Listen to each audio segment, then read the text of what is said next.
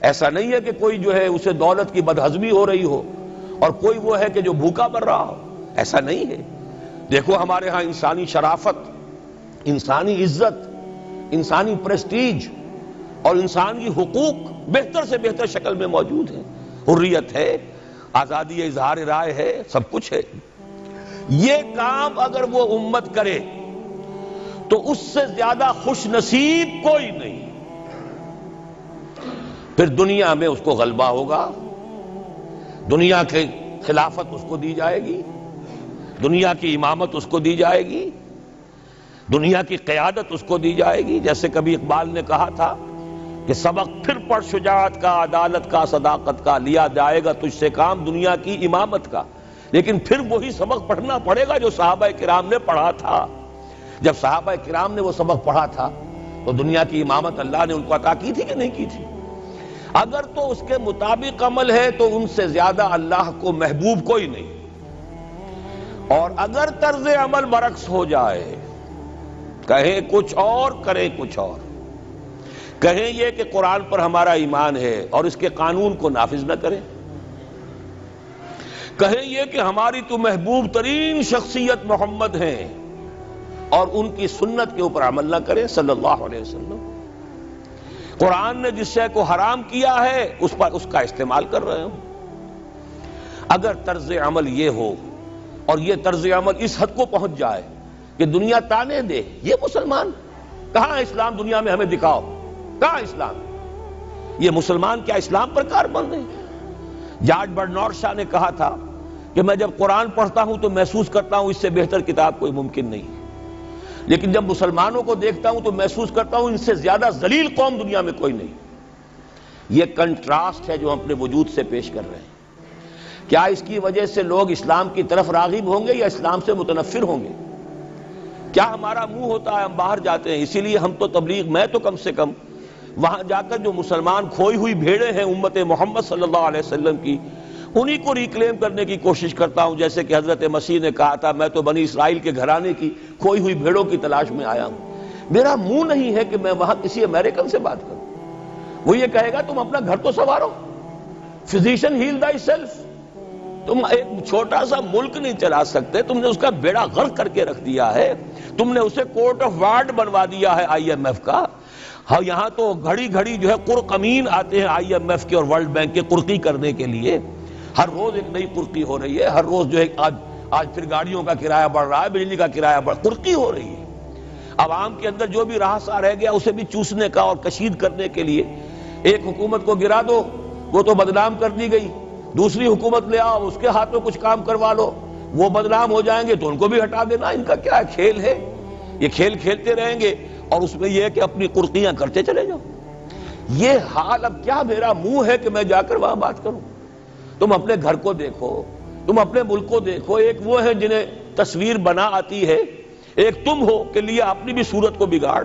ایک ہی ساتھ تم آزاد ہوئے تھے، ہندو بھی تھے کہ نہیں تھے؟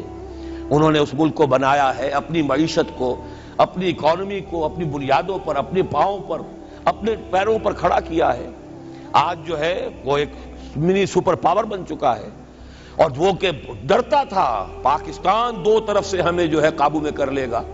پہلے تقریباً 20 برس جو ہیں ہندوستان کے، بھارت کے کانپتے ہوئے گزرے ہیں پاکستان سے، اب 30 برس سے جو صورتحال ہے وہ آپ کو معلوم ہے۔ تو صورت یہ ہے کہ جب کوئی قوم جو امت مسلمہ ہو یہ طرز عمل اختیار کرتی ہے تو عذاب اس پر آتا ہے۔ بڑی کڑوی بات ہے، آج عذاب کفار پر نہیں آ رہا، وہ تو اللہ تعالیٰ ان سے آخرت میں نبٹ لے گا، اور آخرت تو ہے ہمیشہ کی، بڑا سو عذاب تو وہیں کا ہے۔ وَلَعَذَابُ الْآخِرَةِ أَكْبَرُ لَوْ كَانُوا يَعْلَمُونَ۔ دنیا میں کفار پر عذاب آتا تھا جب کوئی رسول بھیج دیا جائے، اب رسول آئے گا نہیں، ایک ایکسیپشن ہے وہ بعد میں بتاؤں گا، لیکن اب دنیا میں جو عذاب آتا ہے وہ مسلمان امت پر آتا ہے۔ اب اس کو چونکہ بات بہت کڑوی ہے، تھوڑا سا میں اس کے اندر آپ کے لیے سمجھنا، حلق سے اتارنا اس کڑوی گولی کا آسان کر دوں۔ دیکھیے ہم سے پہلے بھی ایک امت مسلمہ تھی کہ نہیں؟ ہماری عمر جو ہے امت مسلمہ کی حیثیت سے ابھی 1400 برس ہوئی ہے، 1417 سن ہجری چل رہا ہے نا۔ اس میں آپ اور حضور کی بعثت 12 برس اور، تو 1430 برس سمجھیے، اس لیے کہ اس وقت جب سے کہ وحی کا آغاز ہوا ہے۔ یہ ہماری کل تاریخ ہے، ابھی 1450 برس نہیں ہوئی۔ ہم سے پہلی جو امت تھی 2000 برس تک اسی مقام پر فائز رہی۔ وہ کون تھے؟ بنی اسرائیل۔ وہ موسیٰ کے امتی تھے، ہم محمد کے امتی ہیں علی نبینا علیہ الصلوۃ والسلام۔ انہیں تورات دی گئی تھی، ہمیں قرآن دیا گیا ہے۔ نبی ہونے کے اعتبار سے افضل ترین نبی، رسول ہونے کے اعتبار سے اکمل ترین رسول، کتاب ہدایت ہونے کے اعتبار سے جامع ترین کتاب، نوع انسان را پیام آخری حامل او رحمت للعالمین۔ یہ اپنی جگہ تقابل ہے، لیکن ایک اور اعتبار سے دیکھیے، عمر اس کی طویل تھی 2000 برس، ہماری ابھی 1400 برس ہوئی۔ اور دوسری بات، اس امت میں 1400 برس تک کوئی وقت ایسا نہیں گزرا کہ کوئی نبی موجود نہ ہو۔ سینکڑوں نبی آئے۔ شروع ہوئی ہے 1400 قبل مسیح میں، جب تورات دی گئی حضرت موسیٰ کو، اور آپ کو معلوم ہے اس وقت 2 رسول تھے، موسیٰ بھی اور ہارون بھی علیہ الصلوۃ والسلام۔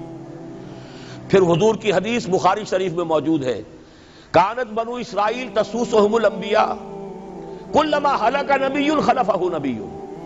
بنی اسرائیل کی سیاست اور حکومت جو ہے انبیاء کے ہاتھ میں ہوتی تھی۔ جب بھی کوئی نبی فوت ہوتا تھا دوسرا نبی اس کا قائم مقام، اس کا جانشین ہو جاتا تھا، جیسے داؤد کے بیٹے سلیمان۔ آخری جو نبی آئے ان کے ہاں وہ حضرت مسیح، اور ان کے ہم عصر حضرت یحییٰ علیہ الصلوۃ والسلام۔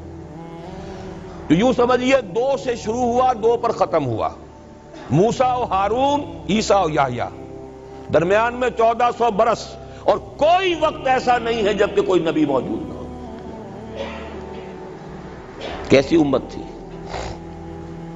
اسی لیے میں نے آپ کو بتایا، قرآن مجید میں سورہ بقرہ میں 2 جگہ فرمایا ہے، یا بنی اسرائیل اذکروا نعمتی التی انعمت علیکم وانی فضلتکم علی العالمین۔ چھٹا رکوع بھی شروع ہوتا ہے اسی آیت سے سورہ بقرہ کا، اور 15واں رکوع پھر شروع ہوتا ہے اسی آیت سے۔ اے بنی اسرائیل، میرے اس انعام و اکرام کو یاد کرو جو میں نے تم پر کیا، اور میں نے تو تمہیں تمام جہان والوں پر فضیلت دی تھی۔ لیکن وہی بنی اسرائیل، جب ان کا طرز عمل کیا ہوا، شریعت کو پس پش ڈال دیا۔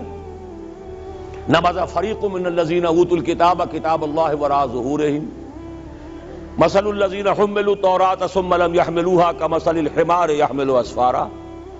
کتاب سے ناطا توڑ لیا، بس اس کو مقدس کتاب بنا کر رکھ دیا، نہ پڑھنا، نہ سمجھنا، نہ اس پر عمل کرنا، جیسے ہم کرتے ہیں۔ ایصال ثواب کی محفلوں میں کام آتا ہے، یا بچیوں کو وہ جہیز میں دینے کے کام آتا ہے، یا قرات کی محفلیں ہوتی ہیں، مقابلے ہوتے ہیں۔ اللہ اللہ خیر صدہ قرآن مجید سے ہمارا کیا سروکار رہ گیا ہے۔ بہایا تشترا کار جزی نیست کہ از یاسین او آسا بمیری۔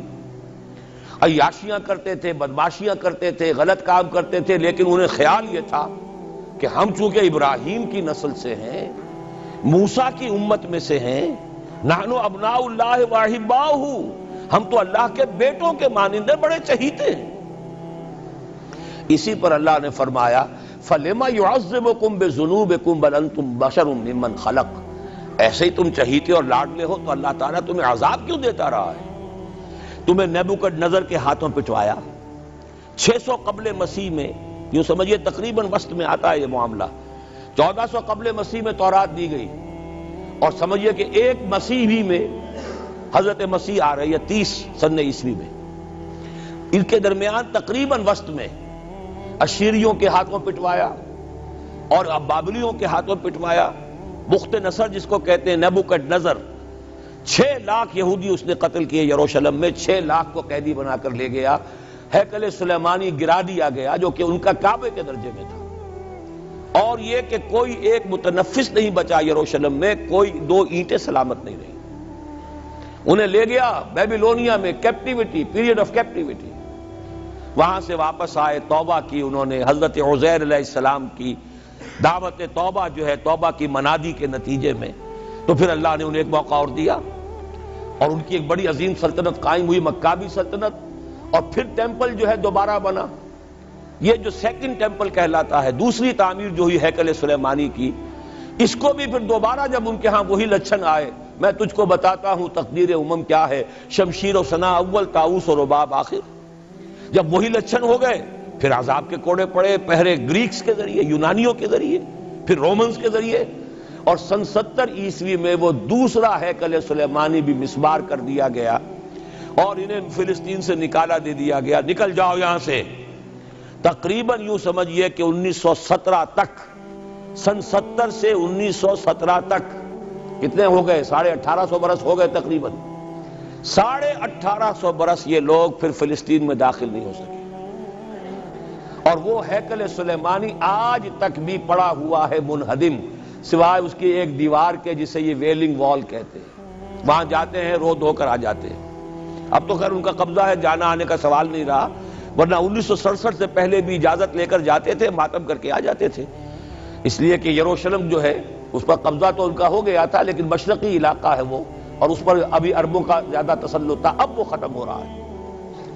معلوم ہوا کہ وہی قوم جو ہے، جو چہیتی بھی تھی، لاڈلی بھی تھی، خیر الامم تھی، انی فضلتکم علی العالمین کا مصداق تھی، جس پر انعامات تھے، اکرام تھا، جنہیں حضرت داؤد اور سلیمان کی سی حکومتیں دی گئیں، ان سب کا معاملہ کیا ہوا؟ غلط عمل کی وجہ سے، برعکس رویے کی وجہ سے. قرآن مجید ہی میں 2 جگہ ہے تھوڑے سے لفظی فرق کے ساتھ، ضربت علیہم الذلۃ والمسکنۃ وباؤوا بغضب من اللہ.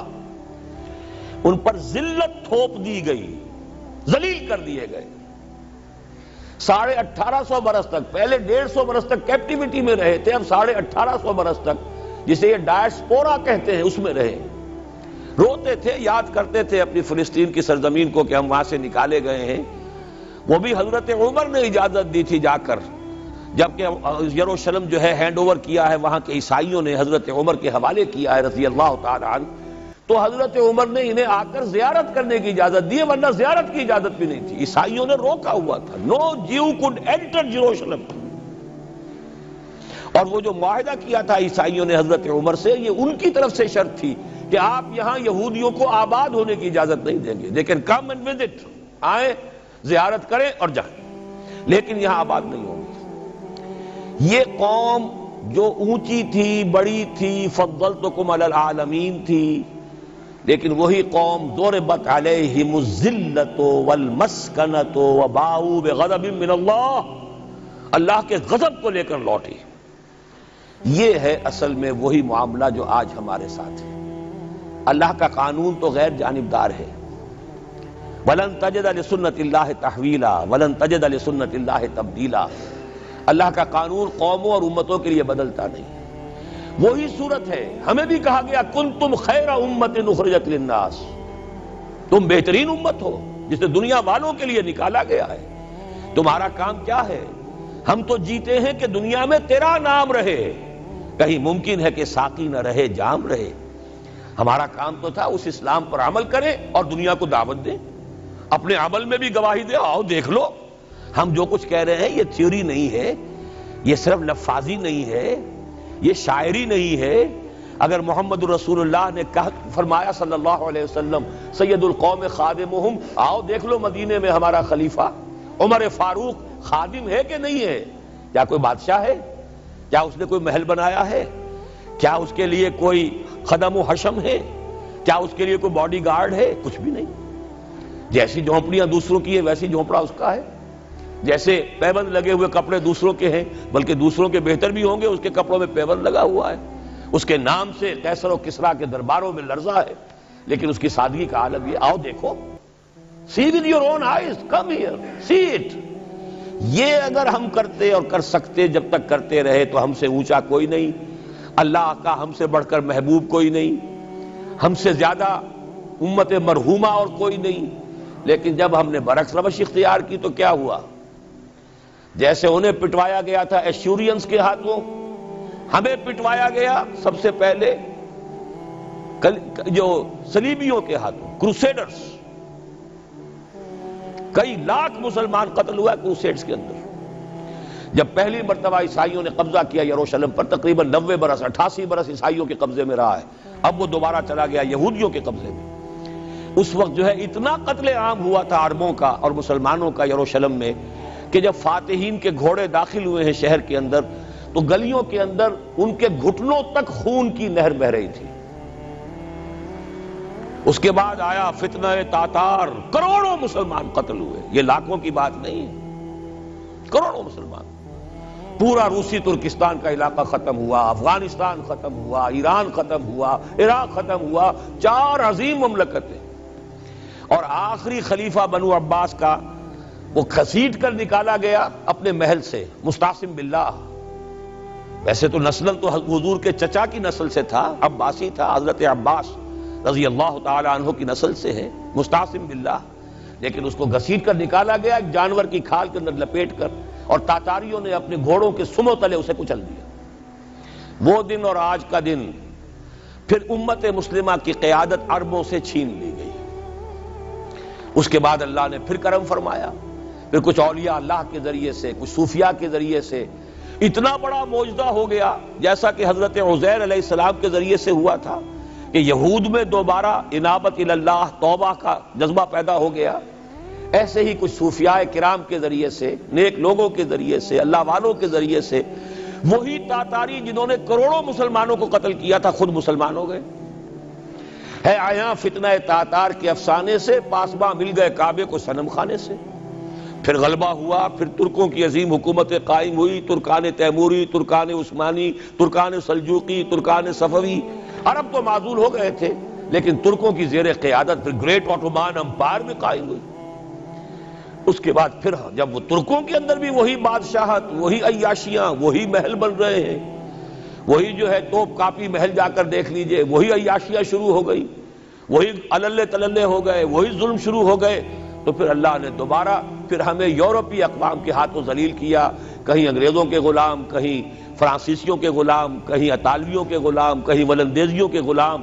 پورا عالم اسلام اس صدی کے آغاز میں پہلی جنگ عظیم کے بعد پورا عالم اسلام غلامی میں تھا، سوائے نجد کا ایک علاقہ تھا کہ نجد میں ابھی تیل برآمد نہیں ہوا تھا، ورنہ سب سے پہلے پنجے وہاں گڑتے، وہاں ریت میں جا کے لینا کیا تھا۔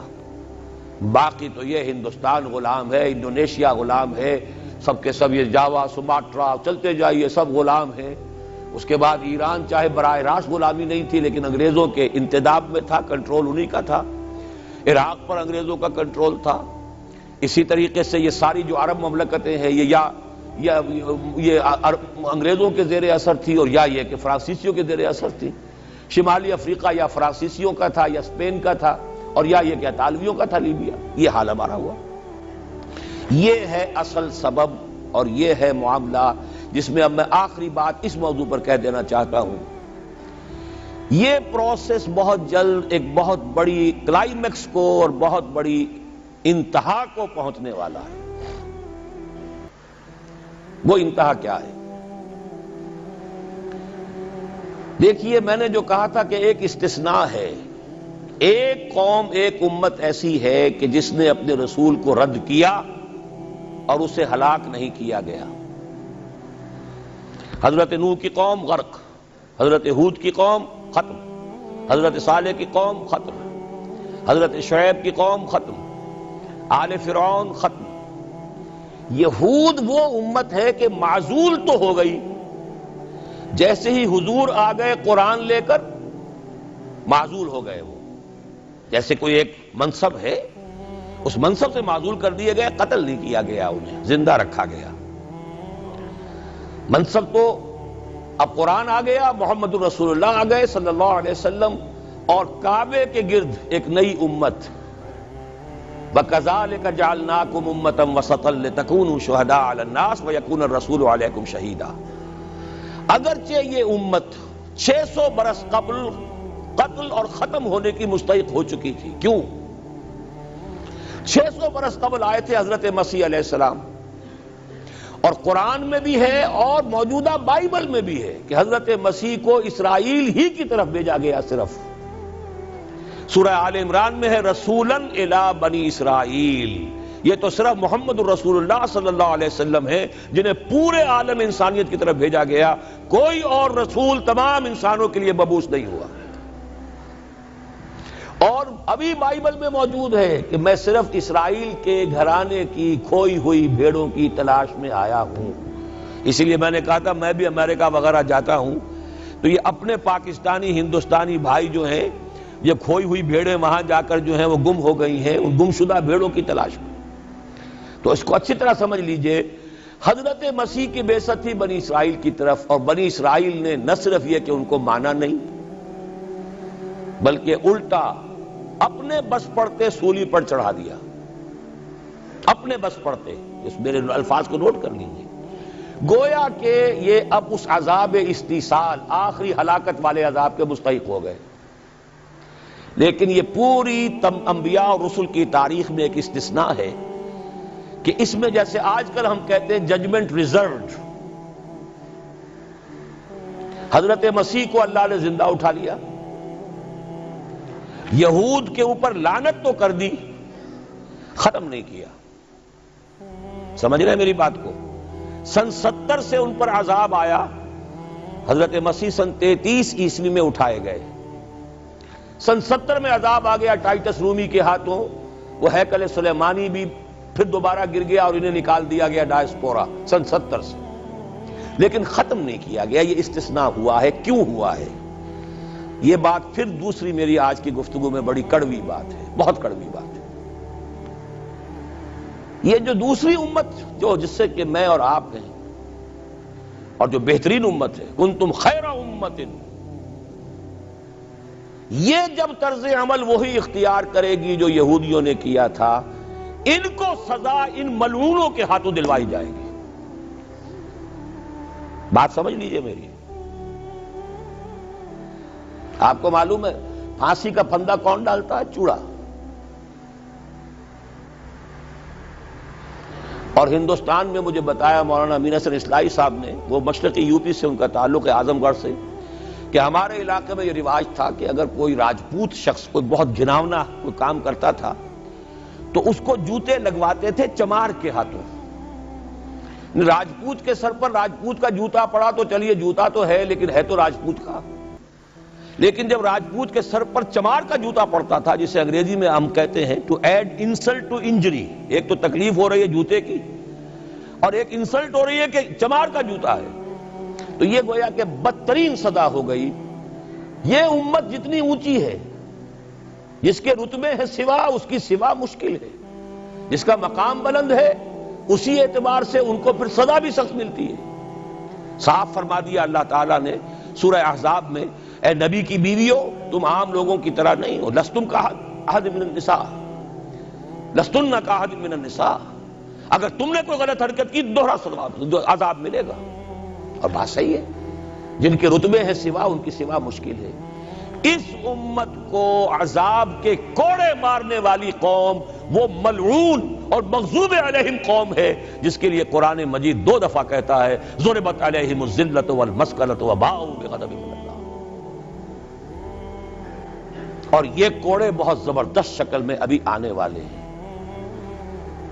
میری بات اب آپ نے سمجھ لی کیوں رکھا گیا یہود کو؟ یہ جلاد کیوں سنبھال کے رکھے گئے؟ انہیں بھی سزا دی گئی. اس صدی میں بھی ہٹلر کے ہاتھوں میں بھی 6 ملین 60 لاکھ اس نے ختم کیے. ان پر تو سزا کا سلسلہ چلتا رہا، ایکسٹرمینیٹ نہیں کیا، ختم نہیں کیا، باقی رکھا ہے.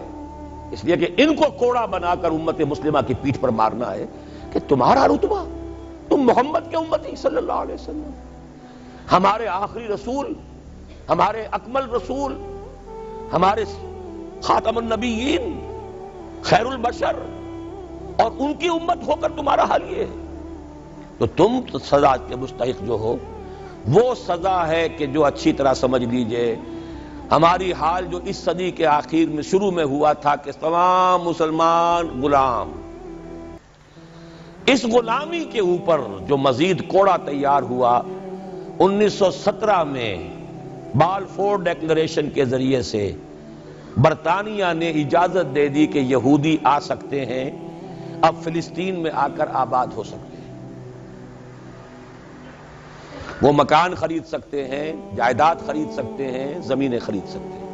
1971 اس پر اندیشہ تھا کہ کہیں اگر خلیفہ عثمانی نے جہاد کا اعلان کر دیا، اس لیے کہ سلطان عبد الحمید کو بڑی سے بڑی رشوتیں پیش کر کے دیکھ لیا تھا انہوں نے، کہ یہ جو ہمارے اوپر پابندی ہے کہ ہم فلسطین میں آباد نہیں ہو سکتے، جو کہو ہم تمہیں دولت دینے کو تیار ہے، یہ پابندی ختم کر دو۔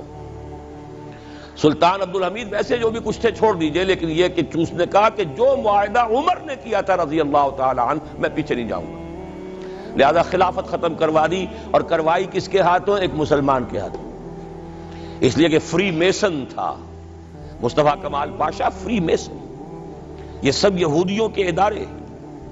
چاک کر دی ترک ناداں نے خلافت کی قبا، سادگی اپنوں کی دیکھ اوروں کی عیاری بھی دیکھ۔ ہندوستان میں ہنگامہ چل رہا ہے، تحریک چل رہی ہے، مسلمان ہجرت کر رہے ہیں اور سب کچھ ہو رہا ہے، اور ہندو بھی شامل ہو رہے ہیں خلافت کی تحریک میں، لیکن اب مدعی سست گواہ چست۔ جب مصطفیٰ کمال نے خود ختم کر دی تو سب پانی پڑ گیا آگ کے اوپر، اب کیا بولیں، کس کو برا کہیں؟ اس کے بعد 1948 میں ان کی ریاست قائم ہو گئی اسرائیل۔ کتنے برس بعد؟ ریاست تو خیر اس وقت بھی ان کی نہیں تھی جبکہ ٹائٹس نے ختم کیا ہے، وہ تو بہت پہلے کی بات تھی، تقریباً 2000 سال بعد اسرائیل۔ 1967 میں جنگ کروائی، اور یہ بالکل صدام کی طرح کا مسئلہ تھا۔ 1967 کی جنگ میں ایک سازش تھی، انہوں نے بطور مہرہ استعمال کیا جمال عبد الناصر کو، جس نے اچانک جو ہے ایلات کی بندرگاہ کو بلاک کر دیا۔ 1967 اس پر جھپٹا مارا ہے اسرائیل نے، ادھر سے سینائی لے لیا، ادھر سے گولان ہائٹس لے لیے، ادھر سے جو ہے West Bank of Jerusalem, West Bank of Jordan لے لیا۔ یہ 67 کی بات ہے۔ پھر عالم عرب میں ایک ملک ذرا نکلنے لگا تھا کہ شاید ایک کے پاس پیسہ بہت تھا، لیبیا کے پاس، وہ مدد کر سکتا تھا کسی مسلمان ملک کی کہ وہ ایٹم بم بنا لے۔ دو ملک ایسے تھے، ایک غیر عرب، ایک عرب۔ عراقیوں کے پاس کچھ صلاحیت معلوم ہو رہی تھی کہ کچھ دانت شاید نکل آئیں، جیسے دودھ کے دانت ہوتے ہیں تو شاید ایٹمی دانت نکل آئیں، وہ برکس ان کا نکالا ہے۔ ایک دفعہ جا کر آپ کو یاد ہوگا ہوائی جہاز گئے اور سب کا تہس نہس کر کے آ گئے، اور وہ سخت جان قوم نکلی، انہوں نے پھر کچھ بنا لیا، تو پھر وہی 100 دام جال، پھر وہ 100 دام جو ہے جال کی شکل بچھا کر، اور جو پھنسایا ہے تو اگلا پچھلا کھایا پیا سارا اگلوا لیا۔ نتیجہ کیا نکلا؟ جنگ خلیج کے بعد اب عالم عرب پورا کا پورا اسرائیل کے سامنے سرنگوں ہے، وہ شاہ حسن ہو یا شاہ حسین ہو، کچھ تو پہلے ہی اپنے تھے، چاہے شاہ فہد ہوں اور چاہے حسنی مبارک ہوں، اب رہ کون گیا؟ اس سے بڑی ذلت کوئی ہے؟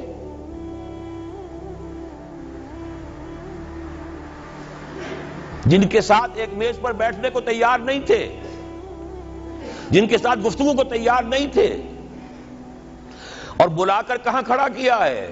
آؤ میڈرڈ میں، اسپین میں آؤ، اسپین سے شروع کروائیں گفتگو۔ اور اسپین کون سی جگہ ہے؟ مسلمانوں کا دنیا میں سب سے بڑا قبرستان، جہاں 800 برس حکومت کی اور پھر ایک ایک بچہ ختم کر دیا گیا، نام و نشان مٹا دیا گیا۔ 1492 میں فال آف گرینیڈا ہوا ہے، سقوط غرناطہ، اور 1992 میں ٹھیک 500 برس بعد یہ نیگوسیشن شروع ہوئی ہیں میڈرڈ کے اندر۔ اور اب جو صورتحال ہو رہی ہے، آپ اخبارات میں پڑھ رہے ہوں گے، وہ نام نہاد صلح کو توڑنے کے اوپر تلا بیٹھا ہوا اسرائیل۔ کیا ہوگا؟ ابھی میں ادھر جانا نہیں چاہتا۔ بہت بڑا ہنگامہ آ رہا ہے، بہت بڑا ہنگامہ آ رہا ہے، اور سب سے بڑا یہ عذاب کا کوڑا جو ہے یہودیوں کے ہاتھوں کس پر پڑے گا؟ عربوں پر۔ کیوں پڑے گا؟ اس لیے پڑے گا کہ اس امت مسلمہ میں عربوں کی فضیلت سب سے اونچی ہے، اصول تو وہی ہے، جن کے رتبے ہیں سوا ان کی سوا مشکل ہے۔ عرب کون ہیں؟ جن میں سے حضور تھے صلی اللہ علیہ وسلم۔ یہ رتبہ بلند ملا جس کو مل گیا، ہر مدعی کے واسطے دار و رسن کہاں۔ عرب کون ہیں؟ جن کی مادری زبان میں اللہ کا کلام ہے۔ مجھے اور آپ کو 100 پاپڑ بیلنے پڑیں گے قرآن کو سمجھنے کے لیے، ہماری بہت عظیم اکثریت تو پھر بھی نہیں سمجھ سکے گی، ترجمے پڑھ لے گی زیادہ، اور کیا کرے گی؟ ان کی مادری زبان۔ انہوں نے جب پیٹھ دکھائی اور اس صدی میں کولونیل رول سے آزاد بظاہر ہو جانے کے باوجود کسی نے قبلہ راست کردم، کسی نے وہ قبلہ کر لیا واشنگٹن کی طرف، کسی نے کر لیا ماسکو کی طرف، تو بدترین سزا کے وہی مستحق ہیں۔ اور جان لیجئے کہ وہ ہولوکاسٹ مڈل ایسٹ میں آنے والا ہے، آرمگڈون، الملحمۃ العظمیٰ۔ میں نے یہ ساری چیزیں اپنی ایک کتاب میں لکھ دی ہیں، سابقہ اور موجودہ مسلمان امتوں کا ماضی، حال اور مستقبل۔ ایک موجودہ امت مسلمہ ہے ہم، ایک سابقہ امت مسلمہ ہے معزول شدہ، وہ ہیں یہود، اب بھی موجود ہیں، امت موسیٰ ہے، صاحب تورات ہے۔ ان کا ماضی کیا ہے، حال کیا ہے، مستقبل کیا ہے؟ مستقبل میں سب سے بڑا پیچ جو پڑنے والا ہے، جیسے پتنگوں کا پیچ ہوتا ہے، ان دو امتوں کا ہے۔ مڈل ایسٹ سب سے بڑی جنگ، تاریخ انسانی کی عظیم ترین جنگ کا میدان بنے گا، جس کو حضور نے نام دیا الملحمۃ العظمیٰ، عظیم ترین جنگ۔ احادیث موجود ہے میری اس کتاب کے اندر، حوالوں کے ساتھ ہے، ٹیکسٹ کے ساتھ ہے۔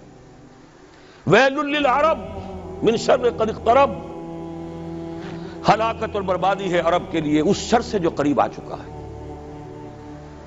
لیکن اب یہ بات تو پھر میرے اور آپ کے لیے ذرا دور کی ہو گئی۔